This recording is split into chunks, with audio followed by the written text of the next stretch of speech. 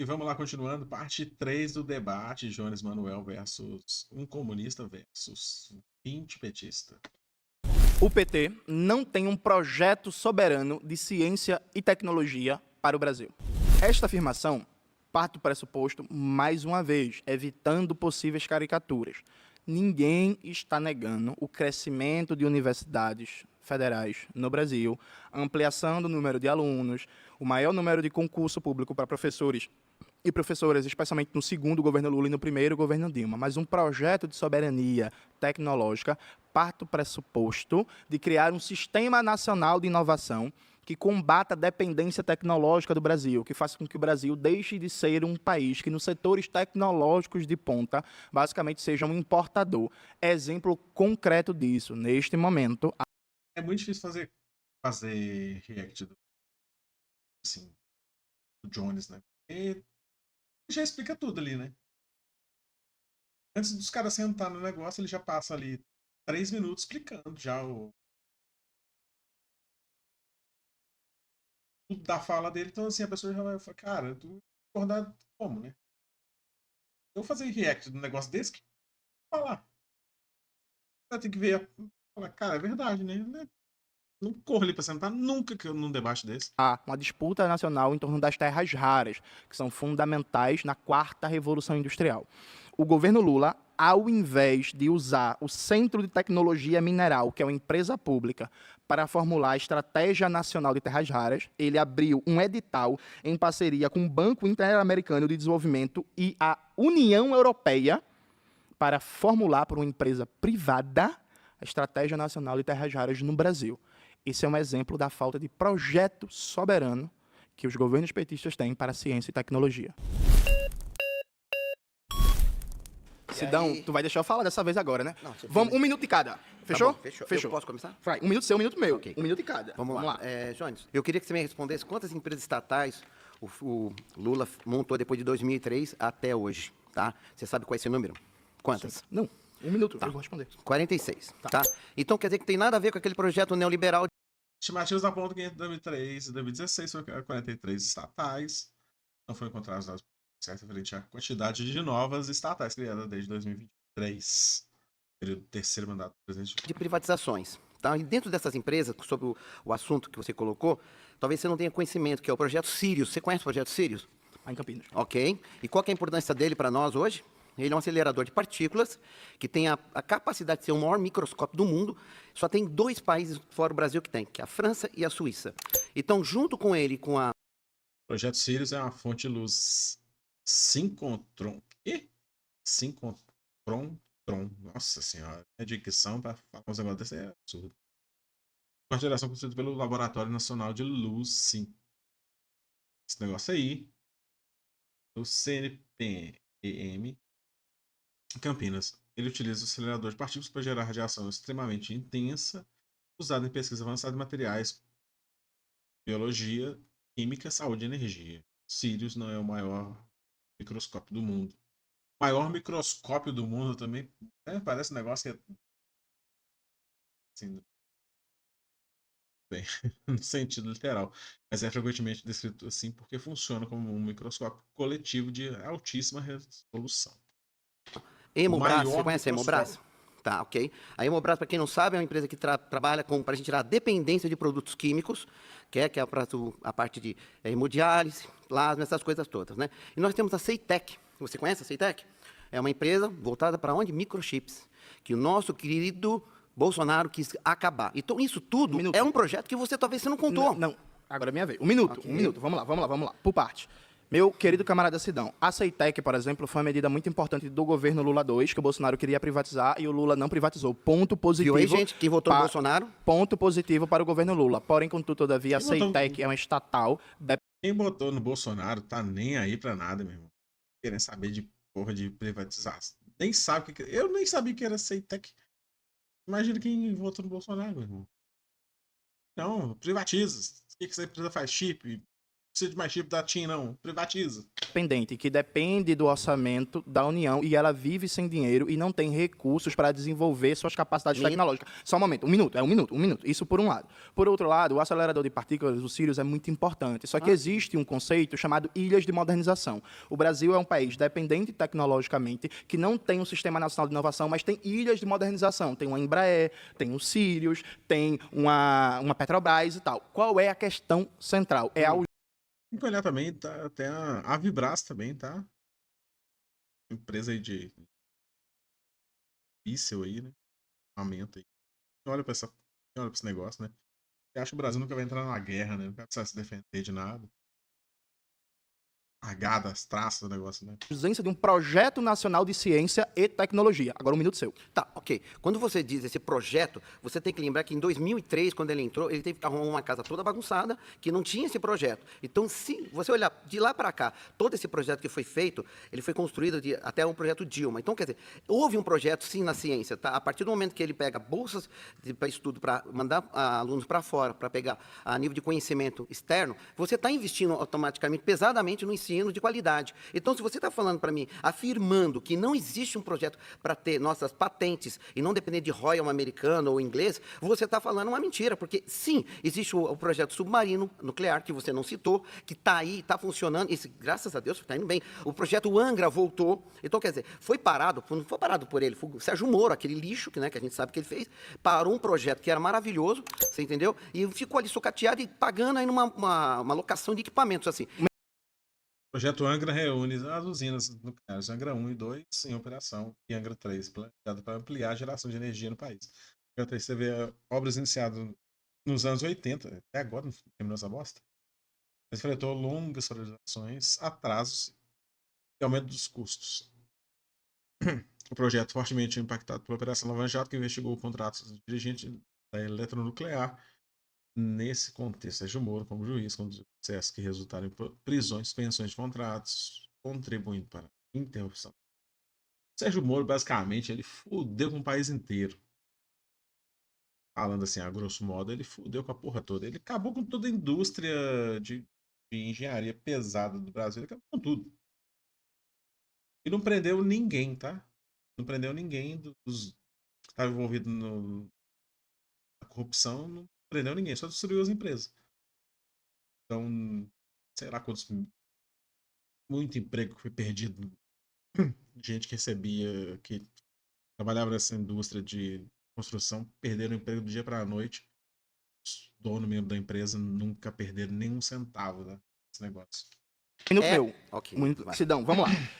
Você falou de patentes, você falou da Hemobras. O básico de um sistema nacional de inovação é regular a legislação de patentes. No capitalismo, a inovação assume a forma mercadoria de patentes. O governo FHC aprovou em 1996 a Lei 9.279, que o senador Darcy Ribeiro, na época, chamou da lei de patentes mais entreguista do mundo.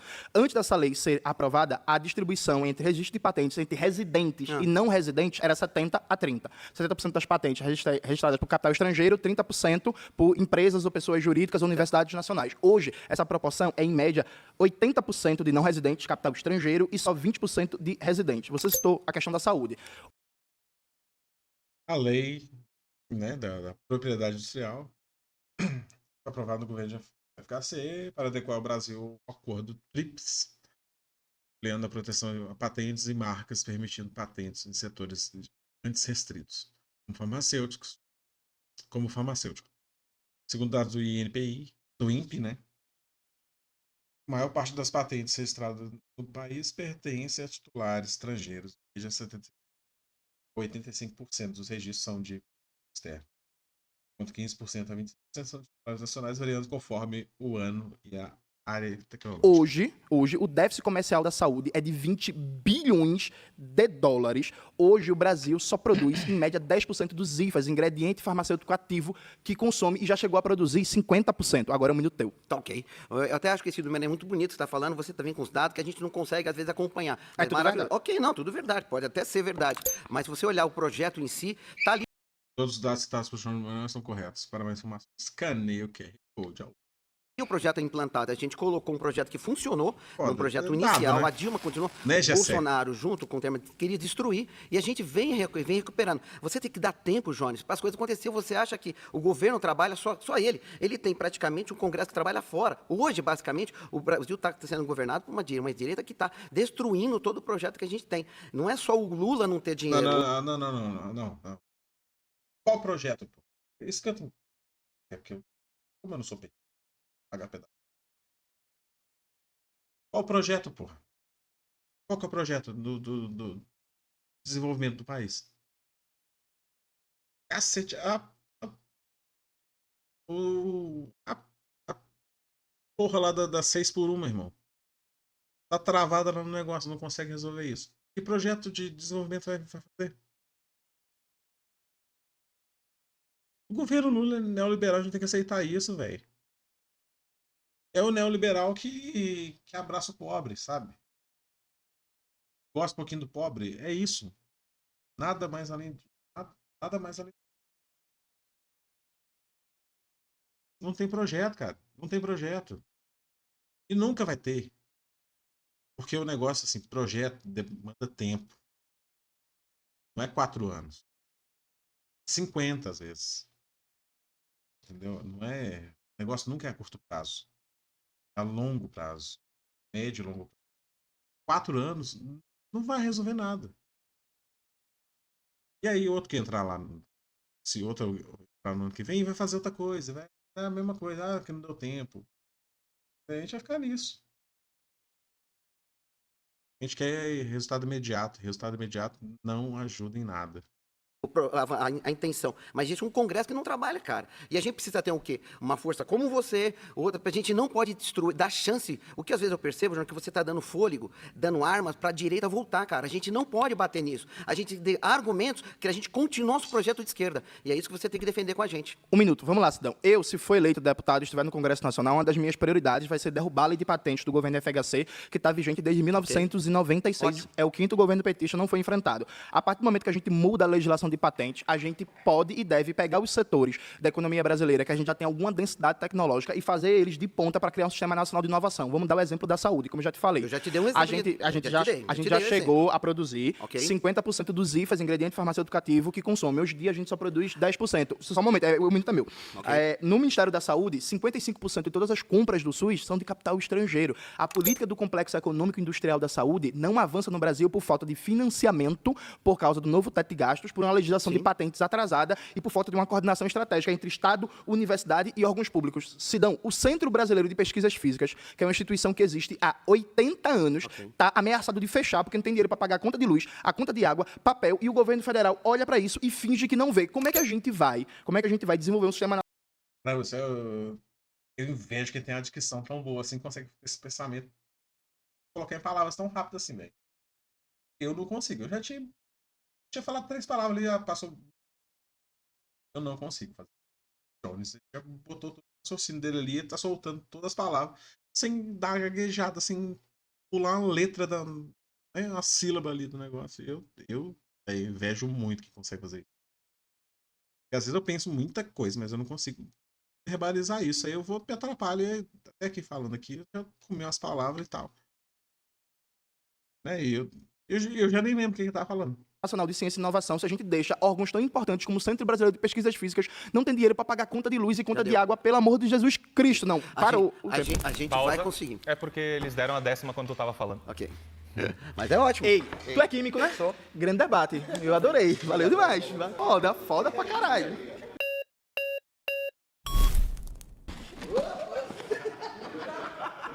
Meu camarada Henrique, não caia, por favor. Henrique, tu é estudante de Direito. Sou. Henrique, enquanto estudante de Direito, você não acha que é fundamental que a estratégia nacional para as terras raras, ao invés de ser elaborada por uma empresa privada com participação do Banco Interamericano de Desenvolvimento e da União Europeia, ela seja formulada pelo Centro de Pesquisas Minerais do Brasil em parceria com a expertise que a gente tem das universidades públicas? Porque, por exemplo, como é que a gente explica, Henrique, isso não passa pelo Congresso, atenção, viu, gente, isso não passa pelo Congresso, que a decisão do Ministério de Minas e Energia foi, ao invés de pegar um órgão público que tem conhecimento acumulado, que pesquisa terras raras desde os anos 70, ao invés de botar para um órgão público a formulação da Política Nacional de Terras Raras, ela bota para a União Europeia, que não tem terras raras, que é as terras raras brasileiras, para que mais uma riqueza nossa vire um mero ciclo de commodities. Você citou muito sobre o orçamento, né? Talvez essa decisão não passe, né, pelo Congresso, mas o orçamento passa. E a gente sabe que hoje temos um orçamento sequestrado pelo Congresso Nacional, vivemos um parlamentarismo às avessas, mas mesmo assim a gente não pode deixar que as coisas não aconteçam. Óbvio, temos que contar estratégias. Eu espero muito que o centro Entendendo aonde que ele vai chegar aqui, né? Foi para um caminho contrário, aqui, sei lá. de pesquisa assuma a questão das terras raras no Brasil. Mas esse investimento direto está sendo sequestrado pelo Congresso Nacional. A exemplo, na última semana, o governo Lula conseguiu reverter 1 bilhão de emendas parlamentares que vão para universidades federais, que vão financiar a pesquisa, a inovação e o desenvolvimento. A afirmação em si eu achei um pouco irresponsável. O governo federal restituiu 977 milhões ao orçamento das universidades federais em 2026. Isso foi cortado durante a tramitação da lei orçamentária aprovada pelo Congresso Nacional. A medida foi formalização por meio de uma portaria do Ministério do Planejamento e Orçamento publicada em 20 de janeiro, do Ministério da Educação. A afirmação sobre que os governos petistas não investem, né, não tem um projeto soberano. Eu não falei que não investe, eu falei que não tem um projeto, porque, veja, quando a gente está falando de ciência e tecnologia, a base é a política de patente. Não mudando a política de patentes do governo FHC, que, repito, o senador Darcy Ribeiro, na época, considerava a política mais entreguista do mundo, e a legislação de patentes do Brasil, se você comparar ela com a da Índia, com a da China, com a da África do Sul, com a da Colômbia, e aí vamos até países mais pobres, não, você disse muito bem. pior. Então, assim, a legislação. Se for comparar só a BYD, a fábrica dela na China, eles têm mais de 70 mil patentes. Só a BYD. E deve ter. Esse número já deve subir a cada dia, né? Eles têm 70 mil patentes. Só uma fábrica na China. A alteração nessa lei vai passar pelo Congresso Nacional e sabemos que tem grupos econômicos muito bem representados no Congresso Nacional. O problema é que não o governo tentou. Lula pode apresentar essa iniciativa, vai ser barrado no Congresso. Não necessariamente, Henrique, mas veja, vamos lá. A gente não pode trabalhar com esse argumento de não pode fazer porque não vai ser aprovado. Veja, me parece que quem tem um projeto de país tem a obrigação de tentar mobilizar a população, mobilizar a academia, mobilizar os trabalhadores para explicar a importância disso para um horizonte de soberania. Mas como a gente não tem um projeto de país, sendo que foram os governos que mais investiram em ciência e tecnologia? Mas, Henrique, sobre diversas... Você está pegando Henrique, esse argumento é muito ruim para você, porque hoje o orçamento das universidades federais é metade do que era em 2014. E você está desconsiderando os governos... O orçamento federal destinado a investimento, a federal brasileira é cerca de 80% entre 2014 e 2026. Segundo o levantamento, em 2014, as universidades federais receberam em valores corrigidos 1,69 bilhão para infraestrutura e materiais permanentes. Em 2026 serão aportados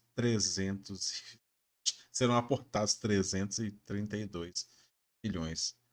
Uma iniciativa do governo federal de mitigar os efeitos de restrições orçamentárias anteriores e garantir a manutenção das atividades acadêmicas, administrativas e de assistência estudantil. Que tiveram um corte de 70% nos governos Temer e Bolsonaro e foi recomposto esse orçamento pelo governo Lula. De jeito nenhum, estou desconsiderando. Aliado a isso, Henrique, o ministro Fernando Haddad, de maneira reiterada, não só o ministro Fernando Haddad, como a equipe econômica dele, já defenderam alterações, ou seja, ataque ao piso constitucional da educação. Defendeu. Henrique, Checagem dos fatos. Em 2024, o ministro Fernando Haddad afirmou que as mudanças no piso constitucional da saúde e da educação previstas no novo arcabouço fiscal não vão resultar em perdas reais de recursos para esses setores. Segundo ele, os ajustes buscam dar previsibilidade orçamentária, mas sem reduzir o volume de investimento ou de financiamento. Henrique, errônea, eu cito a fonte. Inclusive, foi graças a uma articulação. Só um minuto. Graças à articulação que o governo fez, que não foram atacados os pisos constitucionais de saúde e educação. Não. A proposta de PEC da transição apresentada pelo governo Lula mantinha suspenso o piso constitucional da saúde e da educação no Congresso Nacional. Na verdade, foi uma pressão, dos mercados para que esse piso fosse e o governo... No Congresso... Então, o governo em transição conseguiu manter os pisos constitucionais. Os pisos estavam congelados. A PEC da transição do governo Lula mantinha mantinham os pisos congelados no Senado. A revelia do Fernando Haddad tem matéria da época do Fernando Haddad criticando a decisão da Comissão Econômica do Senado. O piso voltou. E o Haddad deu várias declarações. Cito só um texto que compilou, reuniu várias declarações do Haddad e da equipe econômica. O nome do texto é A Cruzada de Fernando Haddad contra a Saúde e a Educação, do jornalista Antônio Martins, publicado no Outras Palavras. Tá enviesado, Não está enviesado. É um apoiador do governo, é um petista, inclusive. O texto A Cruzada de Haddad contra a Saúde e Educação é um artigo de opinião do site Outras Palavras que critica a abordagem do ministro Fernando Haddad no novo arcabouço fiscal.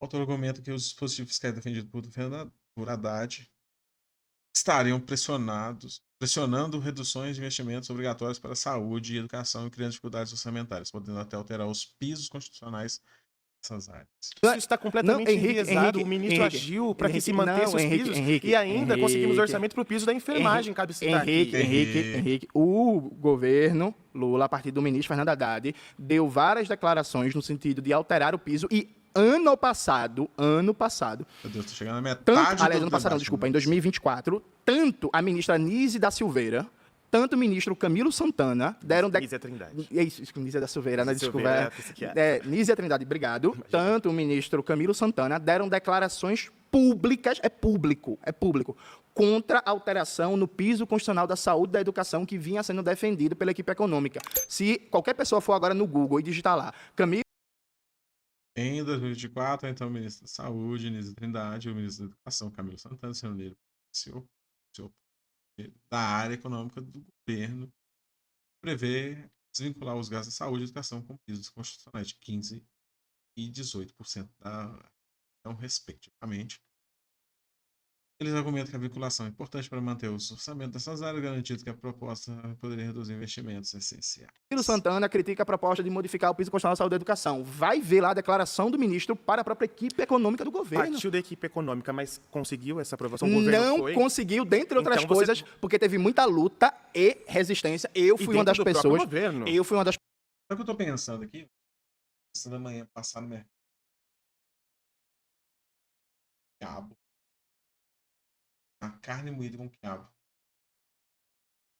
Um arroz e um angu. Eu só tô pensando só. pessoas que denunciou bastante isso. Inclusive, infelizmente, a ministra foi demitida da saúde, a ministra Nízia, né? Foi demitida. É uma pena, porque o Padilha agora não faz esse debate em defesa do piso constitucional. E aí, veja, é complicado. Não, aí você já está indo para outro... Não, o mas outro... é porque você deu o argumento de que tem projeto por causa de orçamento. Eu estou dizendo que por esse argumento que eu acho frágil, ele não sustenta frente ao governo Lula 3. Mas aí, voltando ao debate inicial. Porque até no contexto de tecnologia... Valeu demais. Obrigado. Aí eu vou encerrar esse aqui. Não aguento mais. Nossa Senhora. Não tem a quebradeira, não tem um comendo, gritando com o outro, chamando o outro de vagabundo, comunista, né? Enquanto o comunismo matou. Tem isso.